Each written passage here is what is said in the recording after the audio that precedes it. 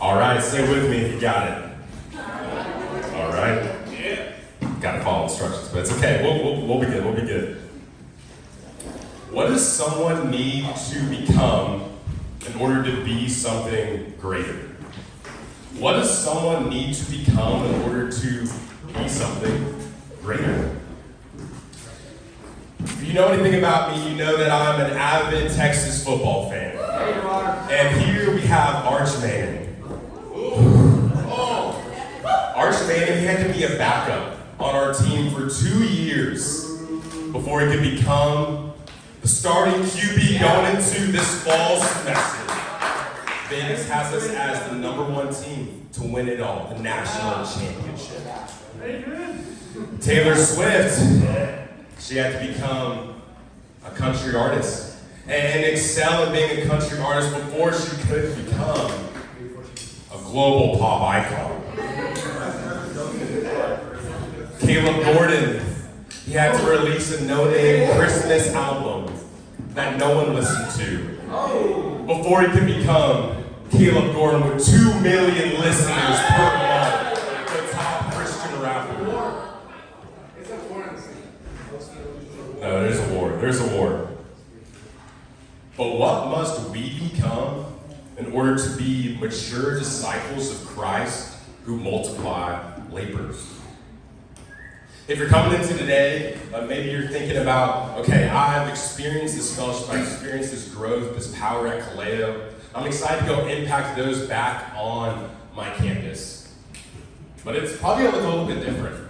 It might be a little bit harder.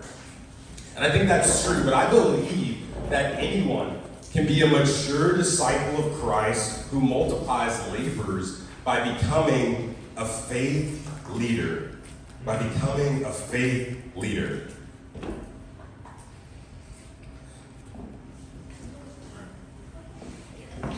And the first, say it again. Now I'm just slow. Everyone got it? Okay, I'll slow down. Anyone can be a mature disciple of Christ who multiplies labors by becoming a faith leader. All right, now guys, we're going to go ahead. We're going to dive into this acronym about being a faith leader. We're going to look at, okay, what's the biblical basis? What are practical examples? How have we seen this in other leaders in our movement? And then how can y'all actually take this going into the fall in order to continue to become more mature disciple of Christ and begin to multiply? The first letter in the faith acronym is going to be faithful. Anyone can be a mature disciple of Christ who multiplies labors by being faithful. Faithful is someone who follows through on their commitments and convictions. Someone who follows through on their commitments and convictions and keeps their word. 2 Timothy 2:2, we have Paul here, and he says, "And what you have heard in the presence of many witnesses, entrust to reliable men who will be able to teach others also." Y'all have seen it before. Y'all have seen it probably as a verse for disciple making. But Paul, in his describing this to Timothy, he's also describing how Timothy did what he said he was going to do. That Timothy, in the nature of ministry, in the nature of spiritual leadership, probably made some commitments, a lot of commitments to Paul, and he followed through on them. Enough to where Paul believed, okay, Timothy is a man who can become this laborer because he's faithful. Sydney Byers is a faith leader who's been maturing and has this ability to go back on campus and to multiply labors. I asked Caitlin about this, and she said that Sydney manages her time super well and joyfully because she actually wants to keep her commitments to her friends, to her family, and to her sorority. And this isn't flowing out of her wanting to perform, but it's flowing out of this deep love for God and heart for others to know Him. Sydney, she wants to be faithful in every area of her life, and that is going to set her up in the fall to be able to continue to mature and to multiply. Don't drop the name, be careful. But what could this practically look like on campus? I believe it looks like asking the question, would the person who is leading me consider me faithful, or do I go back on my word? Guys, if y'all are anything like me, there are areas of my life where I feel really confident that I am faithful in. And then there are some areas in my life where I might not be as faithful, or there might not be a 100% chance I do what I say I'm going to do. And attached to that, I believe it's completing your DMG commitments. And so I know we covered those during the summer, and I think it could just be helpful to share that what we mean here is not perfection. We don't expect that from y'all, we don't expect that from our staff team. What we do expect is, okay, I'm continuing to grow in these areas, and I'm going to hold them appropriately throughout this semester. Anyone can be a mature disciple of Christ who multiplies labors by first being faithful. Second is to be available. Anyone can be a mature disciple of Christ who multiplies labors by second being available. Someone who's available is someone who has the time, capacity, and energy to follow through on their commitments. Someone who has the time, capacity, and energy to follow through on their commitments. We see this in John chapter 1. It says, Jesus turned and saw them following and said to them, "What are you seeking?" And they said to him, "Rabbi," which means teacher, "where are you staying?" So they came and they saw where he was staying, and they stayed with him, for it was about the 10th hour. So this is the first chapter of John, and you actually have Andrew and John here, and they're really beginning to realize, okay, we have this opportunity. We either are going to allow ourselves to be unavailable to Jesus, or we're going to allow ourselves to be available to Jesus. We're going to allow ourselves to be available to the spiritual leader, or we're going to allow ourselves to be unavailable to the spiritual leader. In order to prioritize following Jesus, to go and make disciples and become these fisher of men, they had to say no. They had to say no to other areas of their life that they were once committed to prioritize being available to Jesus. When I think of someone who's been available to Jesus, I think of Christina. I asked Anya about what did it look like for Christina to be this faith leader who was available. And Anya described how she really opened up her schedule this past year. That whenever they would hang out, there really wasn't a part of the schedule that was unavailable to Anya. That she was willing to meet in between classes, during meals, that she was willing to give up a time that maybe she might have wanted for herself in order to be comfortable, but she gave it up because she wanted to be able to continue to be available, not only to Anya, but also God and His Word, so that she becomes a mature disciple of Christ who actually multiplies labors. Chris is a faith leader who is available, and it's going to set her up to be able to multiply back on campus. And these are some steps about what it's going to actually look like to be available. What can this look like this semester? Each slide, we're going to have a question to ask. And the question here is, would the person who is leading me consider me available, or do I make excuses for being too busy? Would the person who is leading me consider me available, or do I make excuses for being too busy? And I believe what being available really boils down to is, okay, am I going to be willing to say no? Am I going to be willing to actually change and rearrange my life, my schedule, in order to become this mature disciple of Christ and to be able to continue to multiply?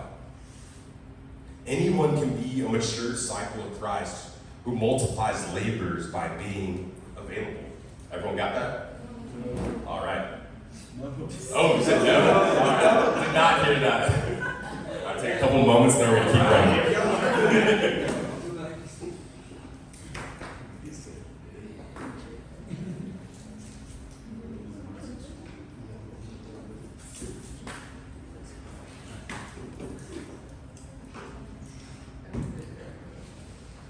All right. Anyone can be a mature disciple of Christ who multiplies labors by becoming available. Now go ahead and discuss these questions with those at your table.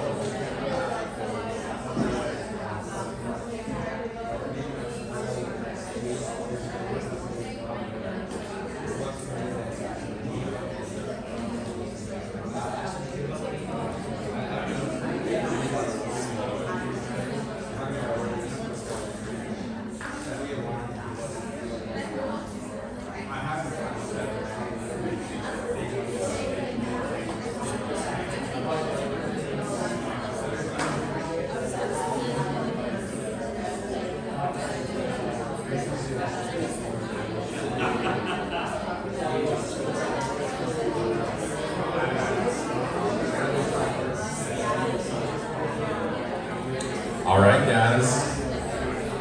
I want to go ahead and hear some answers. Guys, what are some ways that faithfulness in small things can impact long-term multiplication? Or if God asked you to give up something, what would it be? No need to raise your hand, you can just shout it out.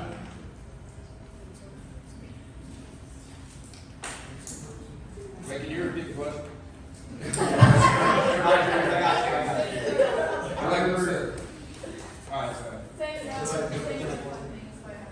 Yeah, saying no to fun things if you have to. I know I've experienced that. I love making the memories. Yeah, so, okay, I'm going to have to make time to go and be around those who I'm actually trying to share the gospel with, 100%. My job. Your job? What about your job? Like goes into like 3 a.m. Okay. Yeah, so maybe I can get creative with how am I going to work while also not allowing that stopping me from my growth and from multiplying. Make time for fellowship even though you live far away. Yeah. So, okay, I'm not going to let distance allow it to create distance between me and my fellowship if I'm actually maturing and multiplying. I'm saying, I'm hearing no naps. Okay, maybe it's a long nap. I'm a big power nap guy, though, so I might not shut that down. 20 minutes timer, 20 minutes timer. Anyone can be a mature disciple of Christ who multiplies labors by being faithful, available, and third is going to be initiative taking. Third is going to be initiative taking. Someone who is initiative taking sees a need and is willing to actually put themselves in the opportunity to meet that need. And so one way to think about this is, okay, this is someone who, as a starter, someone who actually doesn't have to be told what to do, but actually will go and do it as long as they have the framework of, okay, this is how it potentially could look. Luke 19:10 says, the Son of Man came to seek and save the lost. And so if we look at Jesus in his ministry, Jesus actually had extreme initiative taking in his ministry.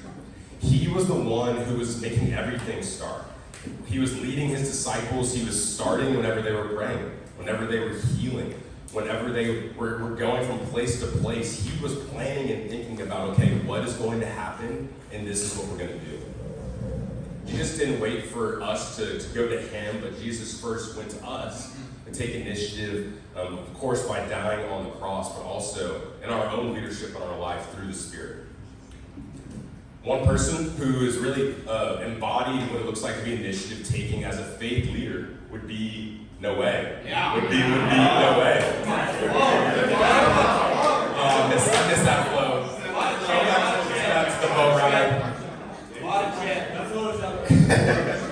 I asked Jeremy, what did it look like for Noe to take initiative, to be a faith leader? And Jeremy just described how Noe took a ton of initiative in ministry specifically last year. That he was going to create time in his schedule to hang out with Caleb, to hang out with Anthony, to hang out with Quinn and other guys in Dell who he knew needed the gospel, that he knew were lost. And Jeremy was just describing how he didn't have to drag them along. He didn't have to really micromanage Noe at all. Really, he was probably more coaching him as already seeing the ministry that was playing out. And it's allowed Noe to continue to become this mature disciple of Christ and to continue to multiply going back on to campus. Anyone can be a mature disciple of Christ who multiplies labors by being initiative taking. And so what does this look like back on campus? It's asking yourself, will the person who is leading me say that I take initiative, or do I sit back and wait to be told what to do? And so like I had mentioned, a lot of this is going to go back to really, okay, am I willing to start? And guys, I know that might sound intimidating, and what I don't want y'all to hear is, okay, George is telling me I need to take initiative, and all these things need to be perfect. It's like, no, that is not true. I promise that your spiritual leader, they're going to champion you just starting when you might not have all the information that you might need, versus not starting out of a fear of a lack of information or a fear of failure. And so guys, we want to really champion that. Anyone can be a mature disciple of Christ who multiplies labors by being initiative taking, and next, by being teachable. That's good. To be teachable means to be humble, eager to learn, and to really put into practice what is taught to you by God and also through your spiritual leader. And so this goes back to Proverbs 19:20. It says, listen to advice and accept instruction that you may gain wisdom in the future. So someone who's teachable, they're not going to be combative. They're not going to be dismissive. They're going to ask questions to their spiritual leader, but also to God and His Word as the Spirit leads us to recognize, okay, I don't have the answers. I need help in order to actually become this mature disciple who can multiply to others on campus. So someone who's really embodied this would be Ikaika. Yeah. Ikaika is a faith leader who has become mature and is in a position to continue to multiply because of him being teachable. I asked Tyler, what does it look like for Ikaika to be teachable? And he described how Ikaika just has a hunger. He has a hunger for God's word. He has a hunger for obedience. And because of that, he's quick to seek counsel. And not only to seek counsel, but to actually listen to counsel and to allow that to play into his life because of how he knows the impact that it will have in his own maturity, but also in the guys who he's sharing the gospel with. Anyone can be a mature disciple of Christ who multiplies labors by being teachable. But what does it look like on campus? It's asking the question, will the person who is leading me say that I'm teachable to them and to God's word, or do I act like I have everything figured out? And going back to the verse, it's really the three parts I think about is listening, is asking questions, and it's actually applying, okay, what my spiritual leaders teach me, but also the Spirit in my time with the Lord and through my experiences in my walk with God. So the fourth is teachable. Do we need one more time? All right, a couple more seconds.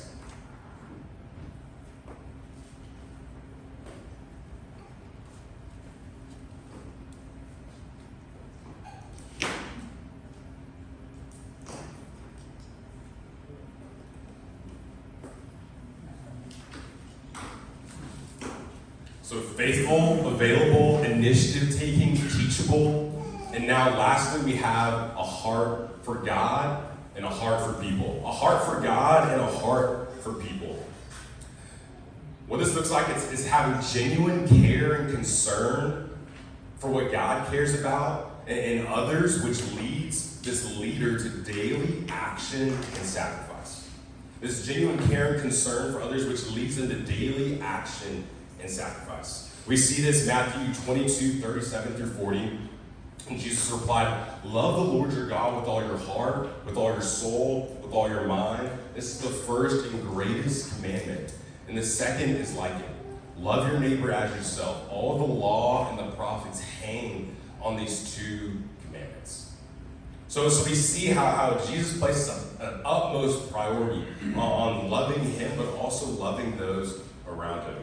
And the same is true with us. We want to be these mature disciples of Christ who multiplies laborers. We have to do it out of love. It can't be out of selfish motives or wanting to bring glory to ourselves, but it has to be out of care for those around us. But what does this look like on campus? It looks like asking the question, would the person who's leading me say that I have a heart for God and people, or do I only have a heart for myself? And ways to cultivate this, I believe, is a mixture of prayer. It's a mixture of really being aware of, okay, how do I identify needs, not only in lost friends who I'm trying to win to Christ, but also in my fellowship. How do I identify their needs and serve them in doing that, not out of an obligation, but out of a genuine love and care for them? We're going to have the privilege of being able to hear from one of our own about what this looked like in his life as well. So anyone can be a mature disciple of Christ who multiplies laborers by having a heart for God and having a heart for people. Faithful, available, initiative-taking, teachable, and a heart for God and people. Guys, this is what it looks like to be a faith leader. When someone does this, they have the ability to create long-term impact because they follow through on their commitments. They're able to be available to, and not miss opportunities that God is putting in front of them. They have this opportunity to be taught by God and His Word. And we've seen this play out right here. I think of Janet Peterman. And when she came back from her first Kaleo, she decided, I'm going to try to become this faith leader, become this mature disciple of Christ who multiplies. And it led to Kaylin. I think of Kristen, a name that a lot of y'all might not know, but she also came into college, and she decided after following Jesus to become this faith leader, and she began to mature, began to multiply, and she ends up meeting Sydney. I think of a Jordan. He ended up meeting someone in this room, and he was able to multiply through him because he first became this faith leader.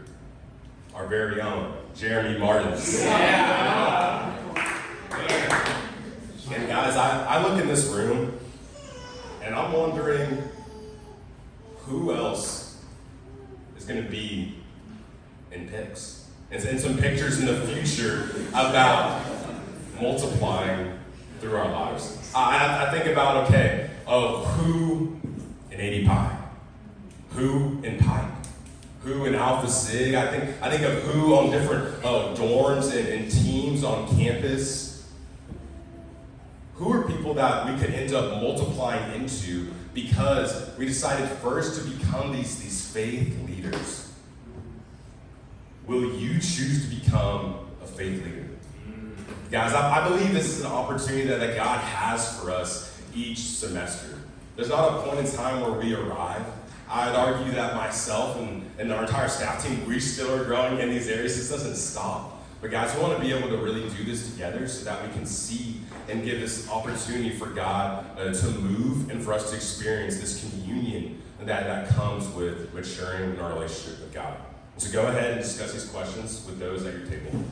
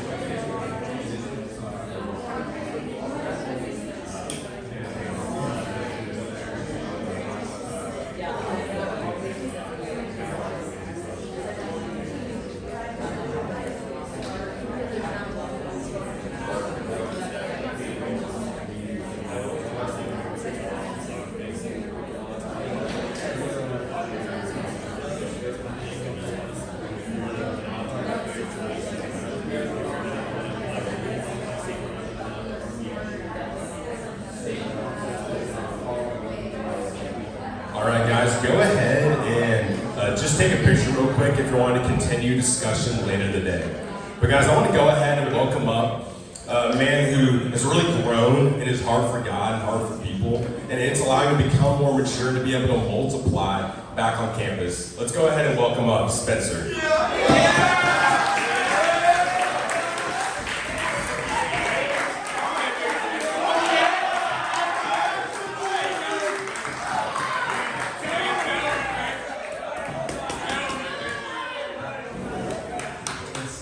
All the letters of the Faithful Life Academy, I think they do all pretty well. Hopefully Jeremy agrees. I mean, I remember one time he told me, "Why are you leaving me on red like a lost freshman?" Like, that just really hurt my feelings sometimes. But of all the ones I found the most connection with, a heart for God and a heart for people. Like, before I came to Christ, I was at my very lowest, dealing with a hard drug addiction and alcohol addiction, but luckily God saved me from myself, gave my life to Christ, and I've been happy ever since. God delivered me from that. But I only cared about myself. I never had a heart for God, I never had a heart for people. I never really cared for anything. All I cared about me. But that all changed during one of my first beach managers on my first Kaleo. And during that time, at the end of the day, it was me and Kyle. We found these two people, one to the left, one to the right, one to go on the right. That person's name was John. Now, when I walked out to him, I smelled the hintest little bit of weed, and I was like, oh crap, why am I doing this? But oh well, here it goes. And as soon as I was sharing the bridge to him, he was actually like really responsive. He was actually answering the questions pretty well, like he was already a follower. And so I'm thinking, all right, maybe he's already given life to Christ. It actually might be a little bit easy. So I gave him I asked him to give life to Christ. And he actually asked me something really peculiar. And he asked me, would you want to follow someone who lets cruel things happen to you, never talks to you, and never helps you? And being in baby faith, I'm like, yeah, I would never do that. Then he asked me, then why should I follow God who let my pregnant wife and unborn child die to a shooting? Now, as soon as he said that, I was a bit starstruck because I didn't know how to answer that question myself. And he went on and told me that he goes to that beach because it reminds him of his wife, because he and she loved that beach very much. And as soon as we left that beach, I go to the same spot every day, hoping that I would see him again, because he said he struggled with opiates, drugs, and almost killed himself. And I never saw him again after that. So it just led me thinking, like, what made him come to that point? What made him have those feelings? Like, he was with God. He said he was a believer. It was the craziest thing I never thought of in my life. And just like, it still bogs me to this day, and I think about that day every so often when I feel like I don't have a love for God, and it lets me in question, like, why don't I feel this way? Why don't I have a heart for God? Why don't I have a heart for people? And it lets me question about myself in my own life. Why did my mom almost OD herself on drugs? Why did God let this happen to me? Why? But it really just like opened my eyes. I wanted answers. I wanted to find something that makes me feel like, why is God doing all this? And why should I have a heart for someone who lets this happen? So what I did was I read the entire New Testament during my first Kaleo. And Paul's letter to the Colossians really said something to me that I just want to share. Paul says he rejoices in God and the things that happen to him in his sufferings. And it led to this realization. It's easy to have a heart for God and a heart for people when everything is going well. It's really easy to have a heart for God in a church service when your person to your left or right raise your hands up for God. It's really easy to have a heart for God when you're at a birthday party to celebrate what God's done for His people.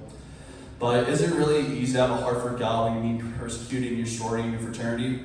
Is it really easy to have a heart for God and a heart for people when someone's close to you is on their deathbed, doesn't like you, or even your own family persecute you because they don't understand what you're doing? Having a heart for God is having a heart for God in the highs and in the lows. It's so easy. It's a hard thing to talk about, and something I still struggle with even to this day to remember. But if I can describe it in one way that I try to have a heart for God and a heart for people, is that I leave all the roads in my life lead back to God. If someone's persecuting me in my fraternity, good. I have another person to pray for. If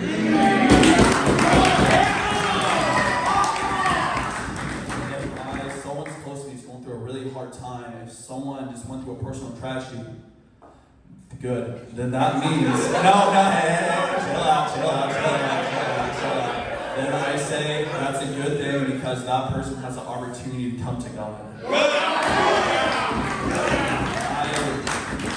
At my lowest, I vowed, when I came to Christ, I had this vow, I would never want to feel the sadness I felt. So every day, every time I walk with God, I always find a reason to go back to God. And every time I labor in my fraternity, I always have this love and compassion for the men around me who I don't know the demons they're dealing with. I don't know what they're going through, but I always want to show my love and compassion to them like God had for me at my very lowest. And I always want to give them the love that I probably should have had, and just have a heart for God is never going to be easy. But I want to challenge all of you. If you're going through some personal battle with a sin struggle, some personal dealings you're dealing with, someone's close to you, having a hard time, someone's persecuting you in fraternity or sorority, let that road lead back to God and let Him handle the situation. Yeah. Thank you.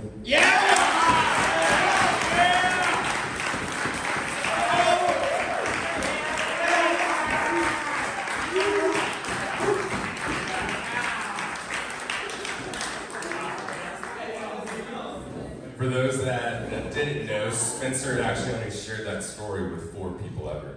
And so y'all just got led into a very special story that's had a huge impact on his heart for God, his heart for people, and to be able to continue to mature and multiply back on campus.